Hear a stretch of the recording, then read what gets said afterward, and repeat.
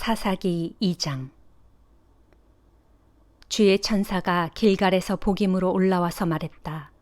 나는 너희를 이집트에서 이끌어내어 일찍이 내가 너희 조상들에게 주겠다고 맹세한 그 땅으로 너희를 데리고 왔다.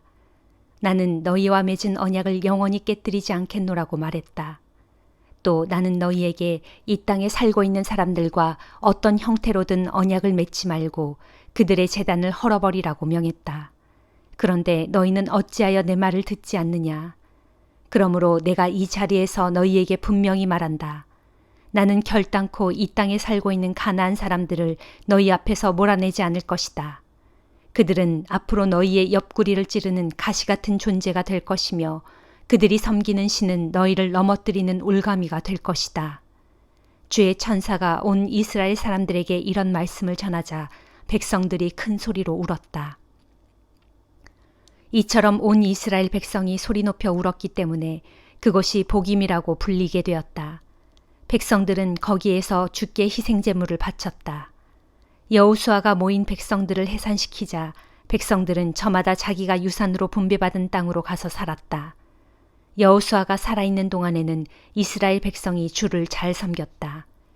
여호수아가 죽은 뒤에도 주께서 이스라엘을 위해 베푸신 크고 위대한 일들을 직접 본 이스라엘 장로들이 살아있는 동안에는 주를 잘 섬겼다.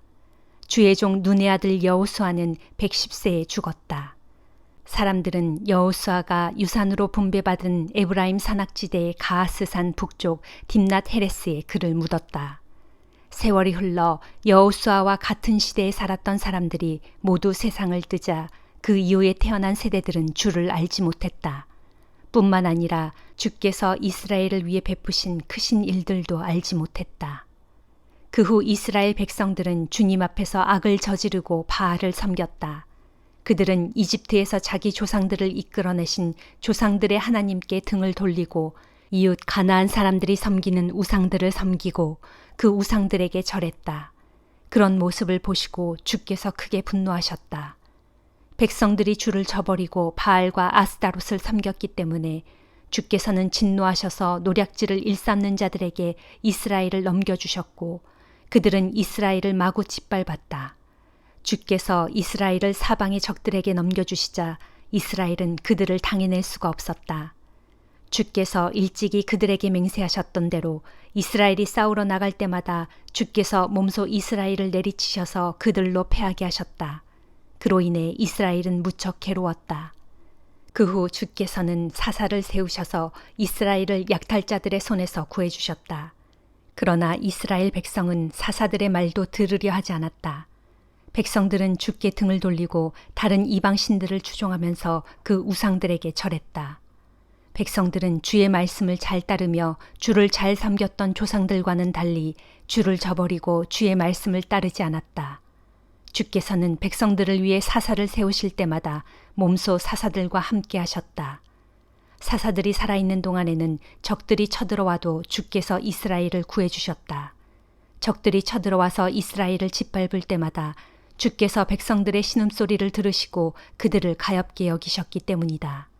사사들이 죽고 난 뒤에는 이스라엘 백성의 마음이 변해 하나님께 등을 돌리고 자기 조상들보다 더 못된 짓을 일삼았다. 백성들은 다른 이방신들을 따르고 경배했다. 이렇게 악을 행하면서도 그들은 돌이키려고 하지 않았다. 주께서 크게 진노하셔서 이렇게 선언하셨다. 내가 일찍이 그들의 조상들과 맺었던 언약을 이 백성이 깨버리는구나. 내 말은 들을 생각조차 하지 않는구나. 너희가 그러하니 여호수아가 죽은 이래 아직 남아있는 가나안 무족속들을 나는 너희 앞에서 하나도 몰아내지 않을 것이다. 나는 이스라엘 백성들이 자기 조상들처럼 나의 말을 과연 잘 따르는지 가나안 족속들을 이용하여 시험해 볼 참이다. 그리하여 주께서는 가나안 족속들을 여호수아의 손에 넘겨주시되 그들을 단번에 다 몰아내시지 않고 이스라엘 사람들과 섞여 살도록 허용하셨던 것이다.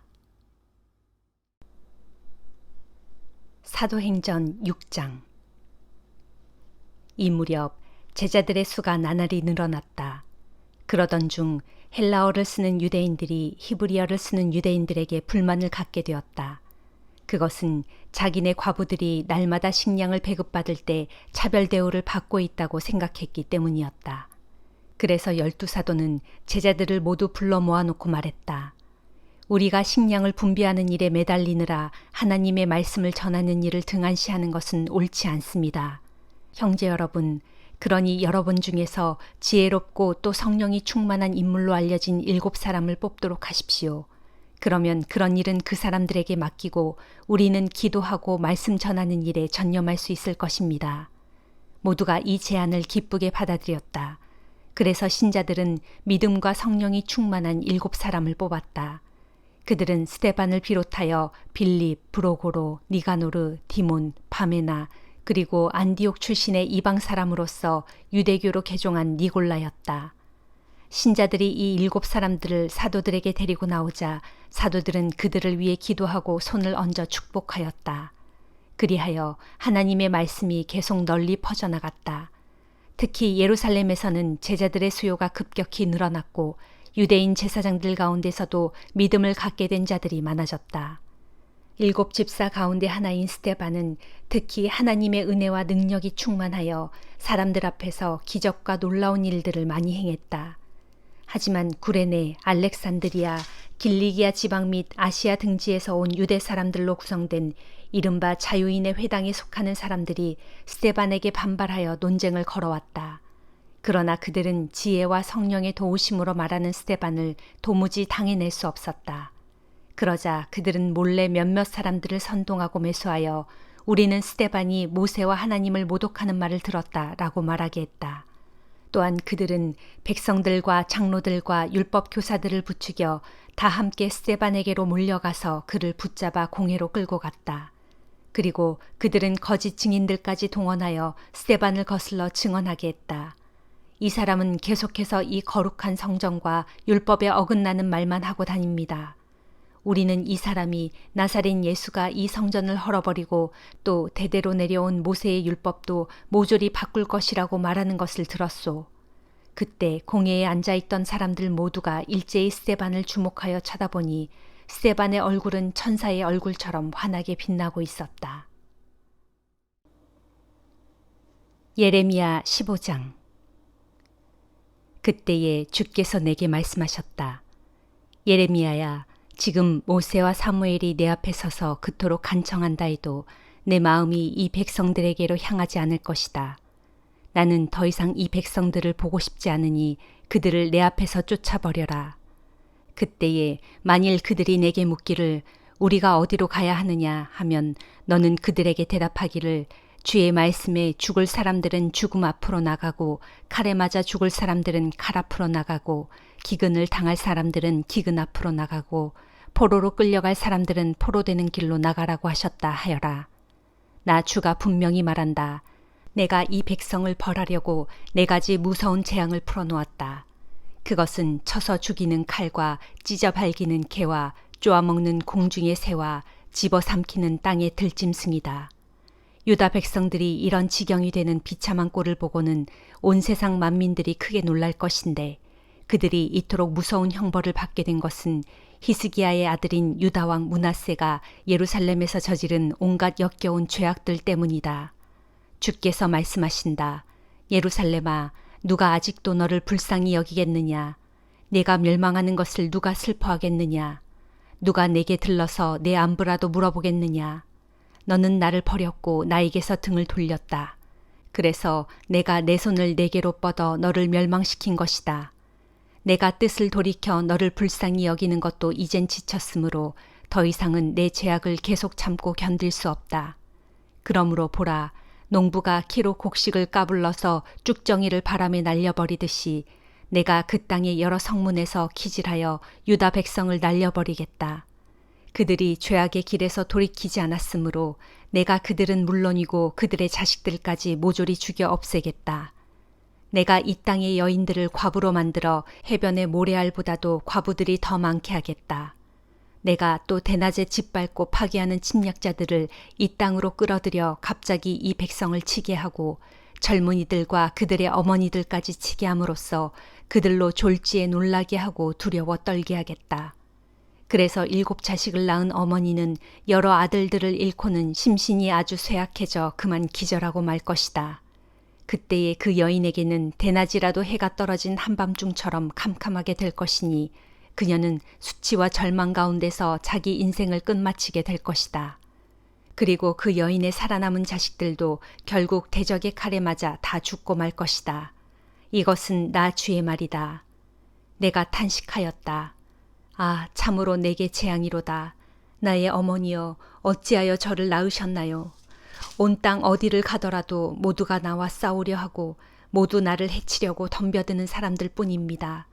내가 아무에게서도 빌린 적도 없고 아무에게도 빌려준 적도 없는데 모두가 나를 향해 저주를 퍼붓습니다. 그때 주께서 내게 말씀하셨다. 내가 진실로 너를 강하게 붙들어 주겠고 너로 복을 누리게 하겠다.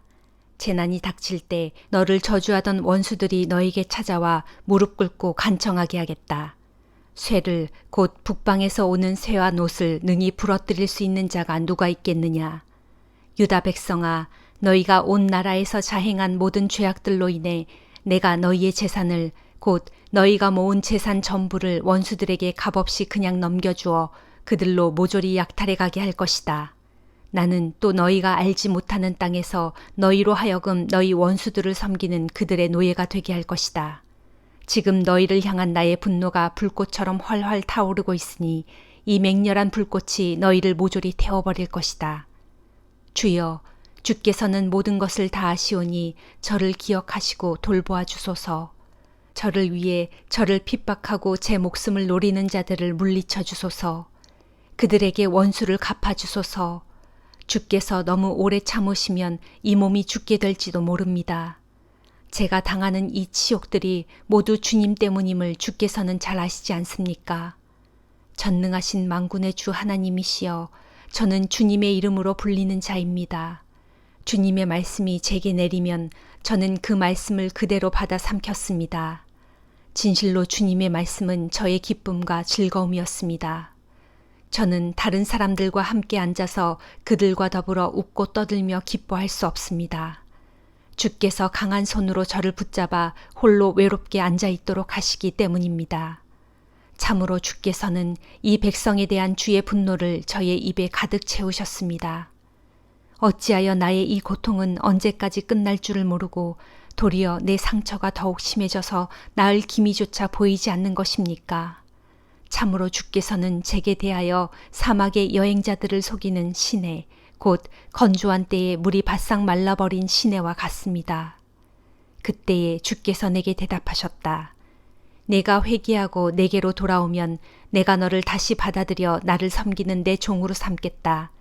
내가 천박하고 가치 없는 소리를 하지 않고 귀하고 값진 말을 한다면 너는 세상을 향해 선포하는 나의 입이 될 것이다. 너는 이 백성을 내게로 돌아오게 하되 내가 그들에게로 돌아가서는 안 된다. 나는 너를 이 백성 앞에 놋쇠로 만든 성벽처럼 세워두겠다. 그들은 너를 쳐서 무너뜨리려고 하겠지만 결코 너를 이기지 못할 것이다. 내가 언제나 너와 함께하여 너를 구해줄 것이기 때문이다. 이는 나 주의 말이다. 내가 너를 모든 악한 자들의 손에서 건져주고 모든 난폭한 자들의 손에서 구해주겠다. 마가복음 1장. 하나님의 아들 예수 그리스도에 관한 복음의 시작은 이러하다. 예언자 이사야의 글에 보라, 내가 너보다 먼저 내 심부름꾼을 보내어 너의 길을 준비하도록 하겠다 라는 말씀이 있고, 또 광야에서 외치는 자의 목소리가 있으니 너희는 주의 길을 닫고 그의 길을 곧게 하라 하고 기록되어 있는 것과 같이 세례자 요한이 광야에 나타나 선포했다. 회개하고 세례를 받아라. 그리하면 죄를 용서받을 것이다. 그러자 예루살렘과 온 유대 지방 사람들이 세례 요한에게 몰려가 죄를 고백하고 요단강에서 세례를 받았다. 세례 요한은 몸에 낙타털을 걸치고 허리에는 가죽띠를 둘렀으며 메뚜기와 들꿀을 먹고 살면서 사람들에게 이렇게 외쳤다. 나보다 더 크고 능력 있는 분이 내 뒤에 오십니다. 나는 몸을 굽혀 그분의 신발끈을 풀어드릴 만한 자격조차도 없습니다. 나는 여러분에게 물로 세례를 주지만 그분은 성령으로 세례를 주실 것입니다.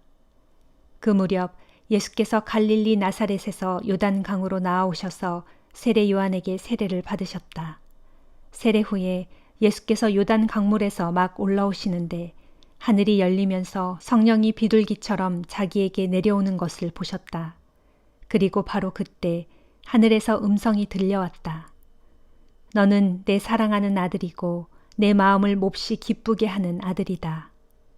그 일이 있은 직후 예수께서는 성령의 인도를 받아 광야로 나가셨다.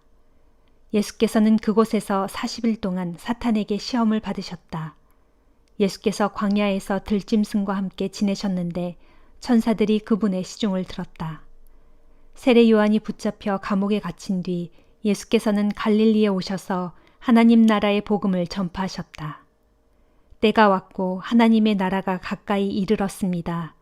회개하고 복음을 믿으십시오.